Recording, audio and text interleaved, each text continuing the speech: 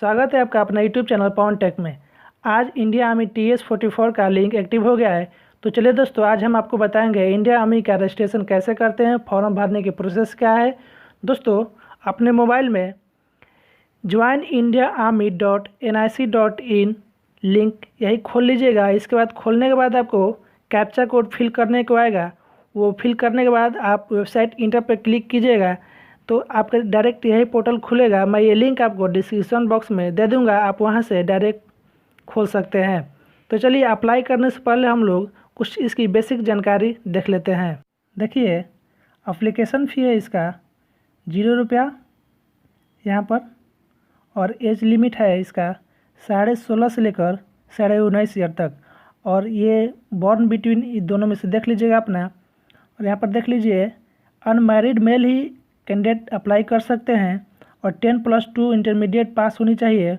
उनको at least physics, chemistry, math में कम से कम तीनों मिलाकर 70% मार्क्स होनी चाहिए, तभी आप अप्लाई कर सकते हैं। इसके आगे हम चलते हैं, क्या प्रोसेस है। देखिए, टोटल पोस्ट है 90 और आप यहाँ पर 10+ एंड 10+2 दोनों का मार्कशीट लगेगा और फ़ोटो, आईडी प्रूफ, कोई भी और ईमेल आईडी, फ़ोन नंबर, ये सब अपने पास पहले से डॉक्यूमेंट जोड़कर रखना पड़ेगा आपको, तभी आप अप्लाई कर सकते हैं। तो चलिए, हम लोग अप्लाई के लिए क्लिक करते हैं। यहाँ पर देखिए, ऑफिसर एंट्री अप्लाई लॉगिन, आप यहाँ पर क्लिक कीजिएगा।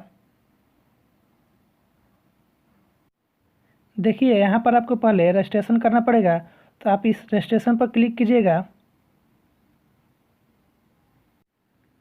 यहाँ पर कुछ इंस्ट्रक्शन दिया गया है, आप यहाँ पर इंग्लिश और हिंदी दोनों में दिया गया है, तो आप यहाँ पर पढ़ लीजिएगा और वहाँ पढ़ने के बाद आप यहाँ पर कंटिन्यू पर क्लिक कीजिएगा।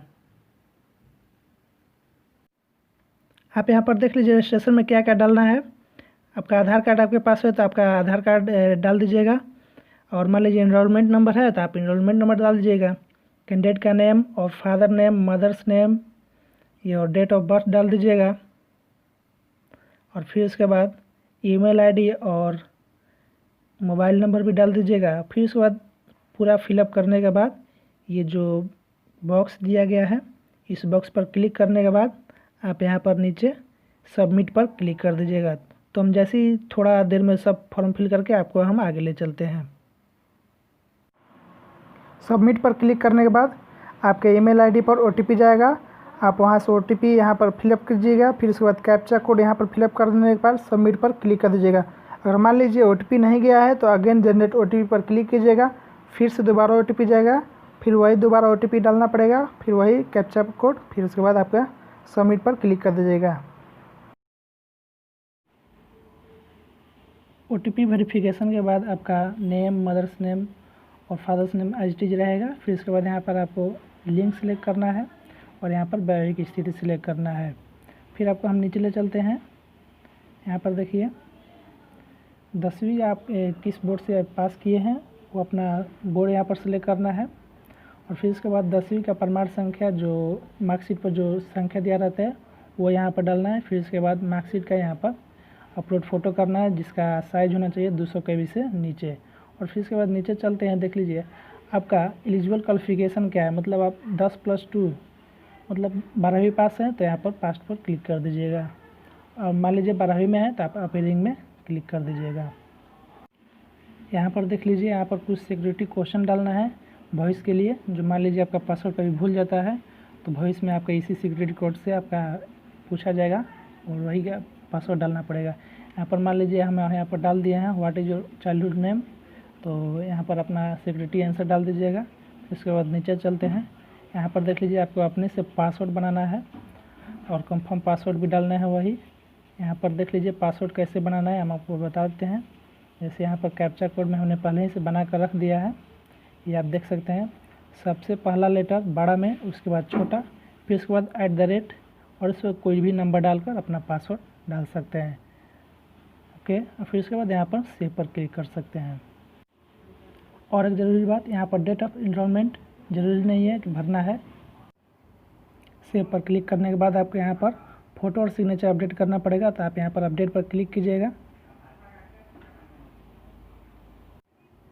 देखिए इसमें आपको यहाँ पर फ़ोटो अपलोड करना है और यहाँ पर सिग्नेचर अपलोड करना है। देख लीजिए यहाँ पर जो चूज फाइल है इस पर क्लिक कीजिएगा तो आपका अपना फ़ोटो, इसका साइज़ है 5 KB से लेकर 20 KB के बीच में होना चाहिए फ़ोटो का साइज़, और सिग्नेचर का साइज़ भी सेम होनी चाहिए 5 से 10 KB के बीच में।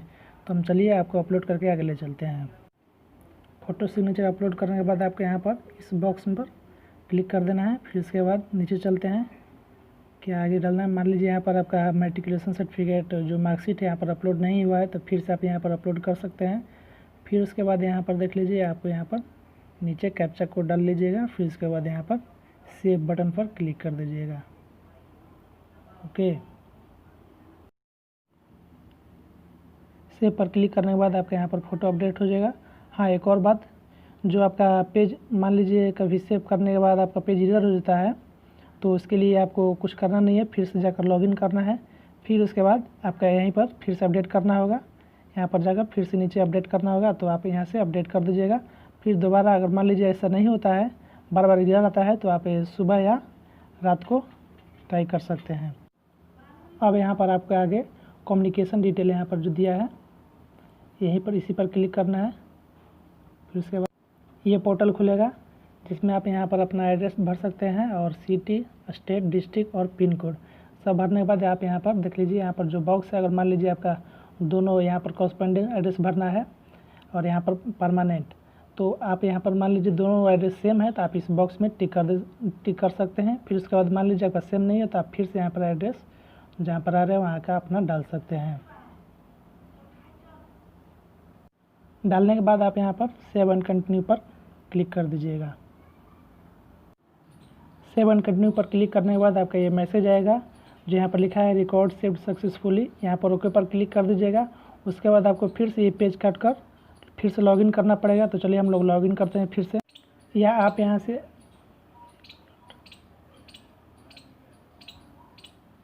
देखिए आप यहाँ से अप्लाई ऑनलाइन जो है यहाँ पर देख लीजिए जो यहाँ पर अप्लाई ऑनलाइन है इस पर भी क्लिक करके आप इस पेज पर आ सकते हैं।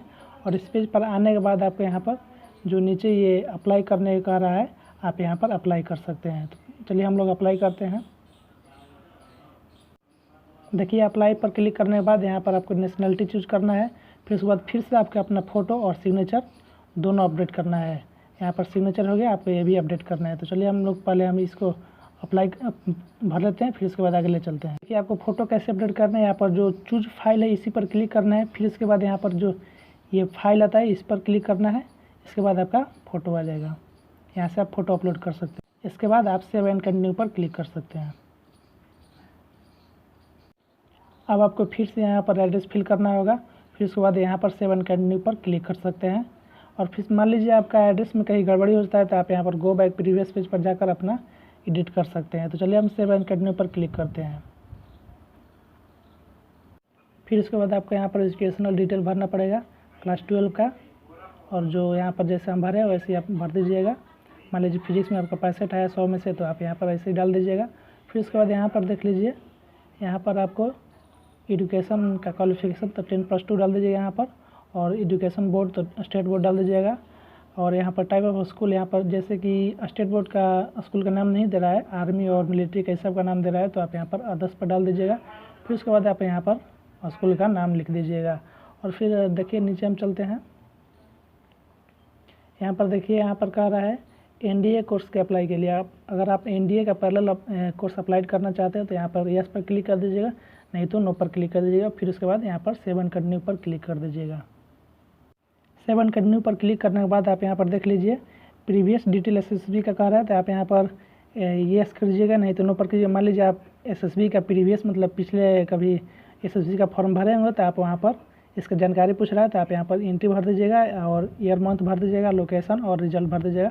और मान लीजिए आप नहीं भर रहे हैं तो आप यहाँ पर नो पर क्लिक कर दीजिएगा। फिर उसके बाद यहाँ पर सेव एंड कंटिन्यू पर क्लिक कर दीजिएगा। देखिए सेव एंड कंटिन्यू पर क्लिक करने के बाद आपका यहाँ पर पूरा इन्फॉर्मेशन का समरी आ जाता है। आप यहाँ पर से अपना देख सकते हैं कहाँ पर गलत है कहाँ पर सही है, और उसके हिसाब से आप एडिट भी कर सकते हैं। तो चलिए हम आपको नीचे ले चलते हैं। यहाँ पर कुछ नोट भी आया है, आप देख सकते हैं। यहाँ पर एप्लीकेशन का लास्ट डेट है 9 सितंबर 2020 का 12 बजे तक लास्ट डेट है। फिर उसके बाद यहाँ पर पूरा अपना डिटेल देख लीजिएगा। फिर उसके बाद जो यहाँ पर बॉक्स है, बॉक्स पर क्लिक करने के बाद आप यहाँ पर नीचे यहाँ पर सबमिट पर क्लिक कर सकते हैं। तो चलिए हम सबमिट पर क्लिक करने के बाद आपको आगे ले चलते हैं। बात आप फॉर्म को एडिट करना चाहते हैं तो आप यहाँ से बैक एंड प्रीव्यू पेज पर जाकर फॉर्म को एडिट कर सकते हैं। चलिए हम लोग सबमिट पर क्लिक करते हैं। देखिए मैसेज आया था एक कि आप मान लीजिए अभी तक जब तक इसका एप्लीकेशन फॉर्म जो जिसका डेट है, जब तक इसका क्लोजिंग डेट नहीं बंद नहीं हो जाता है तब तक आप इसको एडिट कर सकते हैं। अन्यथा आपका जब क्लोजिंग डेट ख़त्म हो जाएगा तो उसके 30 मिनट पहले आपका रोल नंबर निकलेगा, आप वहाँ से रोल नंबर अपना ले सकते हैं। और मान लीजिए आपको सबमिट हो गया फिर भी, तो आप यहाँ पर हिस्ट्री ऑफ एप्लीकेशन पर जाकर आप अपना फॉर्म को फिर से एडिट कर सकते हैं। यहाँ पर चलिए हम क्लिक कर लेते हैं। देखिए पूरी तरह से स्टेटस दिखा रहे हैं यहाँ पर मेरा अभी का मेरे एप्लीकेशन सबमिट हुआ है। फिर इसमें देखिए सबमिट स्टेटस भी दिखा रहा है। और मान लीजिए आपको एडिट करना है तो यहाँ पर व्यू पर जाकर यहाँ पर एडिट कर सकते हैं। तो चलिए आप आई होप ये जानकारी आपको अच्छी लगी हो। Thank you. एक लाइक कर दीजिएगा और मेरे दोस्तों यही आपसे गुजारिश है। Thank you.